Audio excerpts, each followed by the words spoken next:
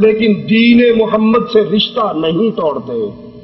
وہ یہ نہیں کہتے کام تے چنگا ہی ہے پاویں حدیث سے نہیں بھی ہے. وہ کہتے ہیں کام اچھا تبھی ہوگا جب اس پر پیاروں کے سردار محمد کی مہر ہوگی صلی اللہ علیہ وسلم. اہل سنت علم کے حامل ہیں. اہل سنت وہ لوگ ہیں جو علم کو سینے سے لگا کر، علم کیا ہے؟ قرآن اور حدیث، اس کے دلائل یاد کرتے ہیں، آیات یاد کرتے ہیں، احادیث یاد کرتے ہیں. یہ نہیں اس قبر کو کیوں چوم رہے ہو، یہ بابے طوطے شاہ کا نمک کیوں چاٹ رہے ہو، یہ بابے کے تیل کو کان میں کیوں ڈال رہے ہو. پتا تو کوئی نہیں، بٹکیا میں نہیں کرتے دیکھیں گے سامنے کی پتا کیوں کر رہے ہیں، بزرگ کرتے رہے. یہ اندھے ہیں. اور اہل سنت ان سے پوچھا جائے ہاتھ سینے پر کیوں باندھتے ہو؟ محمد نے باندھے تھے صلی اللہ علیہ وسلم. رکوع جاتے اٹھتے رفع کیوں کرتے ہو؟ محمد نے کیا تھا صلی اللہ علیہ وسلم. نکاح، طلاق، عبادت، عمل، ہر میدان میں ان کا ایک ہی امام اعظم ہے، ایک ہی قائد اعظم ہے، ایک ہی رہبر اعظم ہے. اس کا نام نامی اسم گرامی محمد الرسول اللہ صلی اللہ علیہ وسلم. ابن سیرین رحمہ اللہ فرماتے ہیں پہلے لوگ سند نہیں پوچھا کرتے تھے، کوئی بھی حدیث سنا لے مان لیتے تھے. لیکن جب فتنے پھیلے، بدعات پھیلی، خرافات پھیلی، پھر حدیث سنانے والے سے پوچھا جاتا تو وہ اپنے رجال بیان کر کس سے سنی ہے؟ وہ رجال بیان کرتا، حدیث بیان کرنے والے راویوں کا نام لیتا. اگر وہ اہل سنت ہوتے تو اس کی حدیث کو مان لیا جاتا، اور اگر وہ اہل بدعت میں سے ہوتے اس کی بات کو ٹھوکر مار دی جاتی. اہل سنت وہ لوگ ہیں جن کی جدائی سے لوگ غمناک ہو جاتے ہیں، غمگین ہو جاتے ہیں. ابو ایوب سختیانی رحمہ اللہ فرماتے ہیں جب مجھے کسی اہل سنت کی موت کی خبر ملتی ہے مجھے یوں لگتا ہے میرے جسم کا کوئی عضو ٹوٹ گیا ہے، میرے جسم سے میرا بازو کاٹ لیا گیا ہے. کہا جو لوگ اہل سنت کی موت کی تمنا کرتے ہیں وہ اللہ کے نور کو اپنی پھونکوں سے بجھانا چاہتے ہیں، اور اللہ اپنے نور کو ضرور پورا کر کے رہے گا، کافروں کو جتنی مرضی تکلیف کیوں نہ ہو. سنت نعمت ہے، سنت مطلق نعمت ہے جو ہمیشہ کے لیے سعادت کا باعث بنتی ہے. جیسے اسلام کی نعمت، سنت کی نعمت، دنیا و آخرت میں عافیت کی نعمت، ان تین چیزوں پر دنیا و آخرت کی کامیابی ہے. تو سنت بہت بڑی نعمت ہے. مبارک ہو اس کو جس کے عمل میں سنت مصطفیٰ آ جائے صلی اللہ علیہ وسلم. جو اہل سنت کے راستے پہ چلتا ہے، صحابہ کے راستے پہ چلتا ہے، وہ بڑے عظیم پڑوس میں رہنے والا ہے. قرآن حکیم سنیے وَمَن يُطِعِ اللَّهَ وَالرَّسُولَ، جو اطاعت کرے اللہ کی اور اس کے رسول کی، فَأُولَئِكَ مَعَ الَّذِينَ أَنْعَمَ اللَّهُ عَلَيْهِمْ، یہ ان لوگوں کے ساتھ ہوگا جن پر اللہ کا انعام ہوا. اور وہ کون ہے؟ من النبیین، نبیوں کے ساتھ، والصدیقین، صدیقین کے ساتھ، والشہداء، شہیدوں کے ساتھ، والصالحین، نیک لوگوں کے ساتھ، وحسن اولئک رفیقا، اور اس سے بہتر پڑوس اور کون سا ہو سکتا ہے؟ یہ سب سے پیارا پڑوس ہے، یہ بہترین رفیق ہے، یہ بہترین ساتھی ہیں.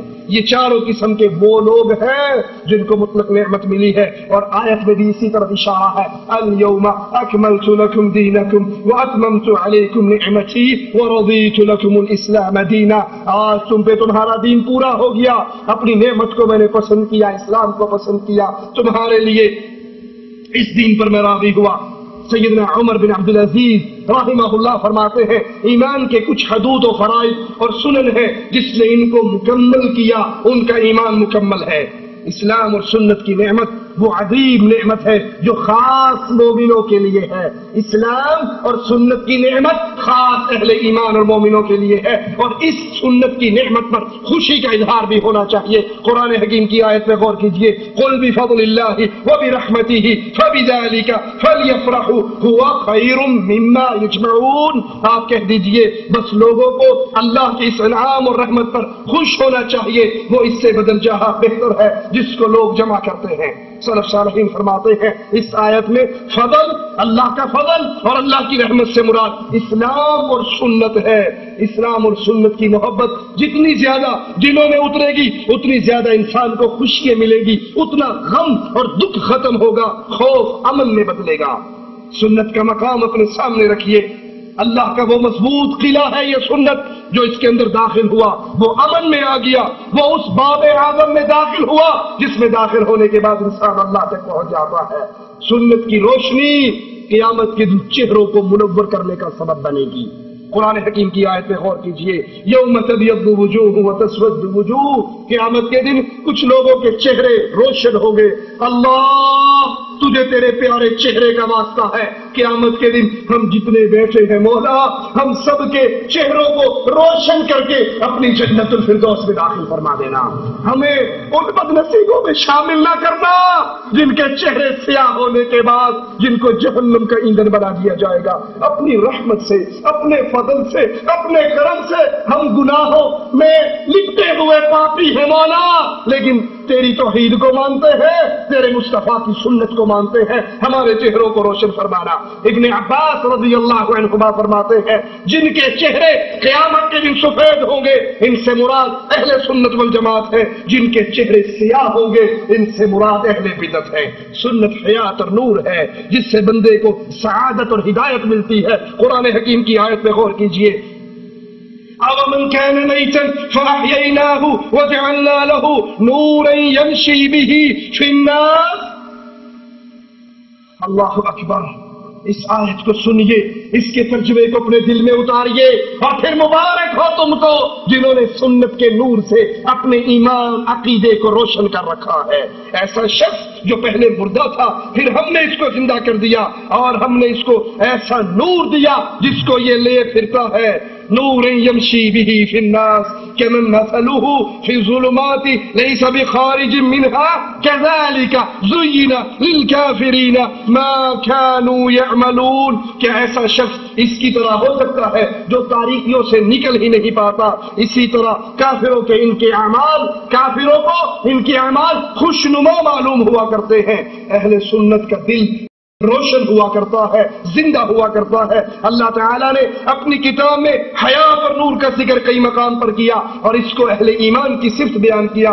اس لیے زندہ اور روشن دل ہی اللہ کی حقیقت کو سمجھے گا اور اس کی اطاعت و فرما برداری کرے گا، اس کی وحدانیت کا اقرار کرے گا. اسی لیے رسول اللہ صلی اللہ علیہ وسلم کثرت سے یہ دعا مانگا کرتے تھے، اے اللہ میرے لیے نور پیدا کر، میرے دل میں، میرے کان میں، میری آنکھ میں، میری زبان میں، میرے اوپر، میرے نیچے، میرے دائیں، میرے بائیں، میرے آگے، میرے پیچھے. اللہ نور پیدا کر، میری ذات کو نور بنا، اور نور پیدا کر میرے چمڑے میں، میرے گوشت میں، میرے خون میں، میری ہڈی میں. اس طرح آپ اپنی ذات کے لیے، اپنے حواس ظاہرہ اور باطنہ کے لیے اور اپنے اندر کے لیے نور کا مطالبہ کرتے. تو اس نور سے مراد نور ہدایت محمد رسول اللہ صلی اللہ علیہ وسلم بشر تھے لیکن نور ہدایت بن کر آئے، نور ہدایت بن کر آئے. کفر کے سارے اندھیرے آپ کے نور ہدایت سے چھٹ گئے اور پوری دنیا میں توحید کا نور چمک اٹھا. اہل سنت کی علامتیں اپنے سامنے رکھیے. اہل سنت وہ لوگ ہوتے ہیں جو کتاب و سنت کو مضبوطی سے پکڑ رکھے، اصول اور فروع میں ہر مسئلے میں کتاب و سنت کے حکم کو مانے اور کتاب و سنت کی طرف رجوع کرے. اہل سنت اہل توحید سے محبت کرنے والے، اہل بدعت سے نفرت کرنے والے اپنی کم تعداد کی بنا پر، جملوں کو یاد رکھنا، اپنی کم تعداد کی بنا پر اہل سنت وحشت کا شکار نہیں ہوتے، بلکہ وہ یہ سمجھتے ہیں حق تو مومن کی میراث ہے، جہاں سے بھی مل جاتا ہے وہ اس کو اختیار کر لیتا ہے، بھلے پوری دنیا اس کی مخالف بن جائے. قول و عمل میں اہل سنت سچے بنتے ہیں، کتاب و سنت کی صحیح تطبیق ہر مسئلے میں کرتے ہیں، رسول اللہ کے اسوہ کو اختیار کرتے ہیں جو سراپا قرآن ہے. اللہ سے دعا ہے اللہ ہمیں صحابہ کے منہج پر، نبی کے طریقے پہ چلنے کی توفیق عطا فرمائے، بدعتوں سے بچائے، شرکیات سے بچائے. اقول قولی ھذا واستغفر اللہ لی ولکم ولسائر المسلمین فاستغفروہ انہ هو الغفور الرحیم.